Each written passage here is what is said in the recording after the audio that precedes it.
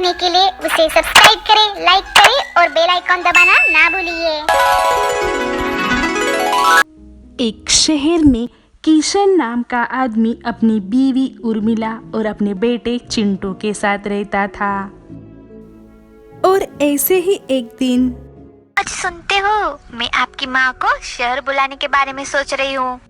अरे रहने भी दो, माँ को यहाँ बुलाकर क्यों परेशानी बढ़ा रही हो? कैसे परेशान ना हो, मुझे अकेले ही सब कुछ करना पड़ता है। चिंटू को स्कूल छोड़ना पड़ता है, घर के सारे काम करने पड़ते हैं।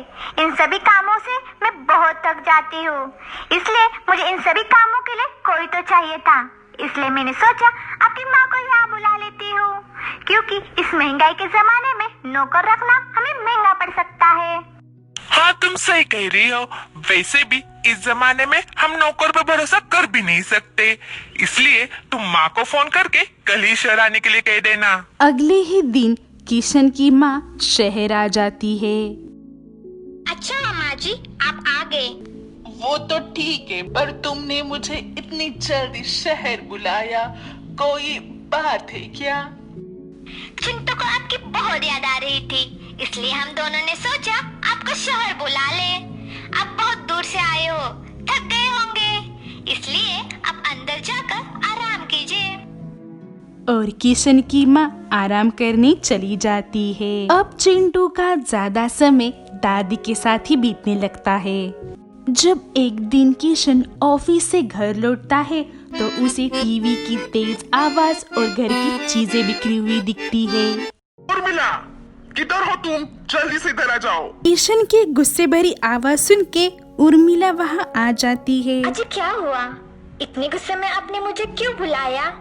पहले तो मुझे ये बताओ, ये टीवी इतनी तेज सुन कौन रहा है? और ये चीजें बिखरी हुई क्यों है? इन्हें समेट कर रखने की तमीज नहीं है क्या तुम्हें? आपकी माँ को सुनाई नहीं देता, इसी वजह से वो तेज आवाज में टीवी सुनती है। और ये सारी चीजें आपके बेटे चिंटू ने फैलाई है। आपकी माँ को कहा था समेटने के लिए, लेकिन उन्होंने समेटा नहीं। जाने दो, मैं ही समेट देती हूँ। तुम क्यों करोगे ये सब कुछ? हमने माँ को यहाँ घर के काम करने के लिए बुलाया है, घर पर बैठकर मुफ्त की रोटियां खाने के लिए नहीं। रहने भी दीजिए, इन सब चीजों का मैं बाद में साफ करवा लूंगी। पहले आप अंदर जाके फ्रेश हो जाइए, मैं आप सबके लिए चाय बना कर लाती हूँ। और उर्मिला सबके लिए चाय बना के लेके आती है। और तभी किशन की माँ के हाथ से चाय की कप गिर जाती है। माँ, आपको एक कप ढंग से नहीं पकड़ना आता? आपकी वजह से मेरा कितना नुकसान हो रहा है। आपको पता है एक कप की कीमत कितनी होती है? नहीं नहीं बेटा, बूढ़ेपन की वजह से मेरे हाथ कांपने लगते हैं और कभी कभी चीजें गिर जाती है। पहले तो माँ, आपकी वजह से पहले ही मेरा नुकसान हो चुका है, लेकिन अभी नहीं। आज से आपको सिर्फ स्टील के बर्तनों में ही खाना खाने को मिलेगा। उर्मिला, आज से तुम माँ को सिर्फ स्टील के बर्तनों में ही खाना दोगी। हाँ जी, आज से मैं ऐसा ही करूँगी। ठीक है बेटा, तुम दोनों को जो सही लगे वो करना। और उसी शाम को खाना खाते समय उर्मिला, स्टील के बर्तन कहाँ है? मैंने तुमसे कहा था ना, माँ के लिए स्टील के बर्तन में ही खाना लगाना। आज मैं तो भूल ही गई थी, अभी मैं स्टील के बर्तन निकाल के लाती हूँ। माँ, आते समय मेरे लिए भी एक स्टील की प्लेट लाना। दादी माँ के साथ मैं भी स्टील की प्लेट में खाना खाऊंगा।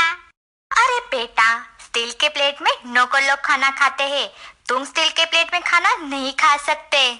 तो फिर आप दादी माँ को स्टील के बर्तन में खाना क्यों परस रहे हो माँ?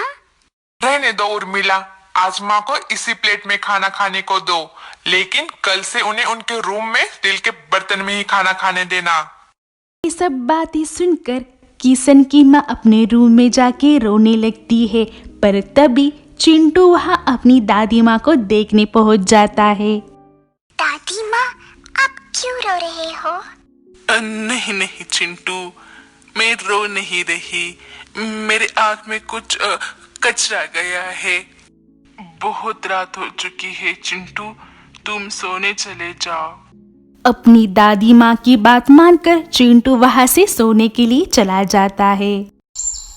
अगले ही दिन किशन काम के लिए निकल रहा था। बेटा, आज मेरी तबीयत ठीक नहीं लग रही है, क्या हम डॉक्टर को दिखाते हैं? आज ऑफिस में मुझे काफी काम है। ऑफिस से घर लौटते समय आपके लिए मेडिकल से गोलियां लाऊंगा। अगर उससे असर नहीं हुआ तो आपको कल दिखा लाऊंगा। पर बेटा, मेरा हाथ पैर दर्द कर रहे हैं और बदन भी बहुत दुख रहा है। माँ, आपका तो ये हर रोज का नाटक हो चुका है। वैसे भी आप करते क्या हो? दिन भर तो सिर्फ आराम ही तो करते हो। ठीक है बेटा। और चिंटू अपने पिताजी और अपनी दादी माँ की सारी बातें सुन लेता है। चलो सब खाना खाने के लिए। ठीक है माँ, मैं अभी दादी माँ को खाने के लिए बुला के लाता हूँ। मैंने दे चिंटू, मैंने पहले ही तुम्हारी दादी को स्टील के बर्तन में खाना दे दिया है। स्टील के बर्तन में? लेकिन क्यों?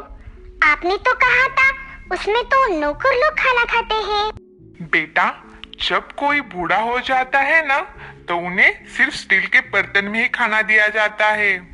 अगर ऐसी बात है तो ठीक है।